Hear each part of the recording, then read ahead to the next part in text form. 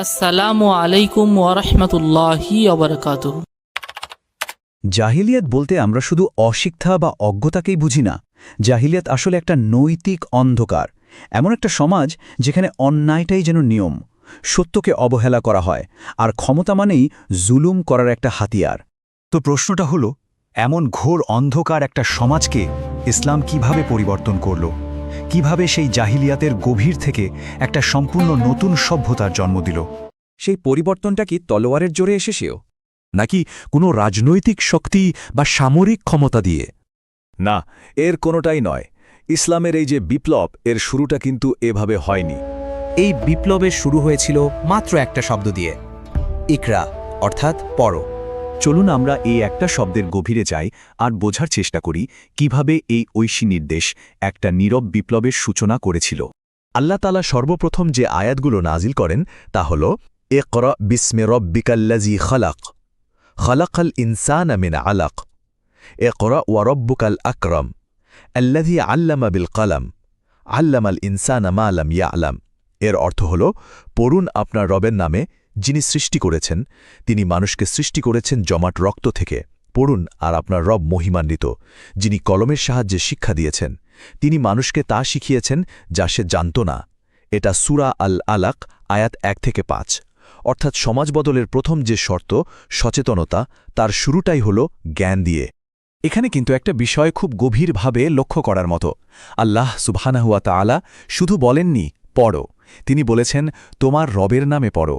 আর এখানেই ইসলামের শিক্ষা বিপ্লবের মূল রহস্যটা লুকিয়ে আছে। এই জ্ঞান কোনো সাধারণ দুনিয়াবি জ্ঞান নয়, বরং এমন জ্ঞান যা মানুষকে তার সৃষ্টিকর্তার সাথে জুড়ে দেয়। কিন্তু একটা প্রশ্ন মনে আসতেই পারে, শুধু জ্ঞান থাকলেই কি সব সমস্যার সমাধান হয়ে যায়? দেখুন, আমাদের চারপাশে তো অনেক শিক্ষিত মানুষ, বড় বড় ডিগ্রিধারী ব্যক্তি, কিন্তু তারপরেও সমাজে এত দুর্নীতি, এত অন্যায় কেন টিকে আছে? এর কারণ হলো, জ্ঞান তো আছে, কিন্তু সেই জ্ঞানের সাথে তাকওয়ার সংযোগটা নেই। বিষয়টা আসলে খুবই পরিষ্কার।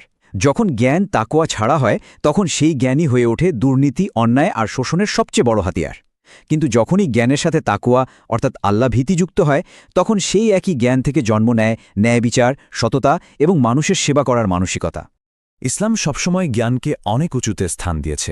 আল্লাহ তাআলা নিজেই প্রশ্ন করছেন, কুল হাল ইয়াস্তাবিল্লাযীনা ইয়ালামুন ওয়াল্লাযীনা লা ইয়ালামুন। বলুন, যারা জানে এবং যারা জানে না তারা কি সমান?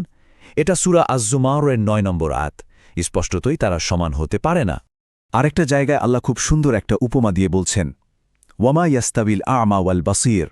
অন্ধ আর চক্ষুষ্মান ব্যক্তি কি সমান হতে পারে? সূরা ফাতির আয়াত 19। এখানে জ্ঞানকে আলোর সাথে আর অজ্ঞতাকে অন্ধকারের সাথে তুলনা করা হয়েছে। কিন্তু আমাদের মনে রাখতে হবে, সেই আলো যদি আল্লাহর দিকে পথ না দেখায়, তাহলে সেটা শুধু দুনিয়ার আলো হয়ে থেকে যাবে।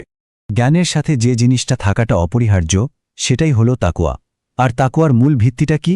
ভিত্তি হলো এই গভীর বিশ্বাস যে আল্লাহ সুবহানাহু ওয়া তাআলা আমাদের দেখছেন।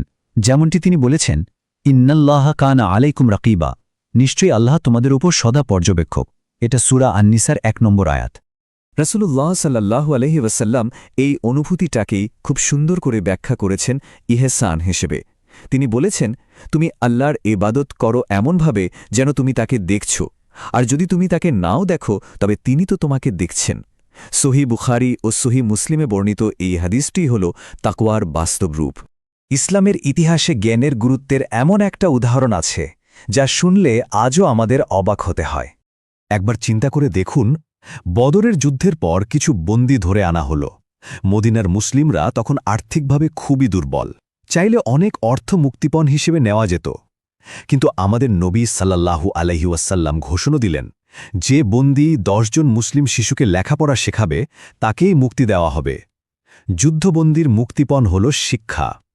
এর চেয়ে বড় প্রমাণ আর কি হতে পারে যে ইসলামী সভ্যতার ভিত্তি টাকা বা ক্ষমতা নয়, বরং জ্ঞান। তো সেই সময়কার জাহিলিয়াতের অন্ধকার যে দুটো মূল শক্তি দিয়ে ভেঙেছিল, আজকের দিনেও আমাদের সমাজের সমস্যা সমাধানের জন্য সেই একই নকশায় ফিরে যেতে হবে।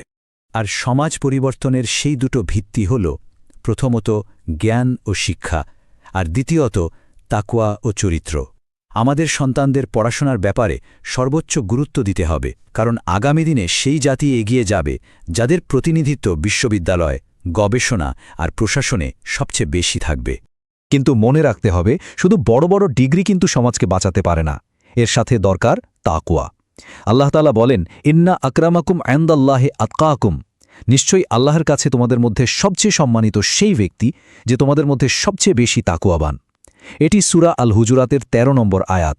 অর্থাৎ আল্লাহর কাছে সম্মানের আসল মাপকাঠি পদ বা সার্টিফিকেট নয়, আসল মাপকাঠি হল তাকওয়া। কেন?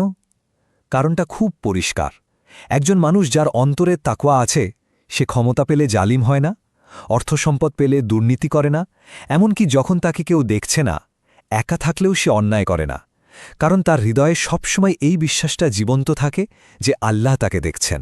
কাজেই আমাদের সবার লক্ষ্য হওয়া উচিত এমন একটা প্রজন্ম তৈরি করা যারা শিক্ষায় হবে সেরা, আবার চরিত্রেও হবে সেরা, যাদের এক হাতে থাকবে জ্ঞান আর অন্তরে থাকবে তাকওয়া।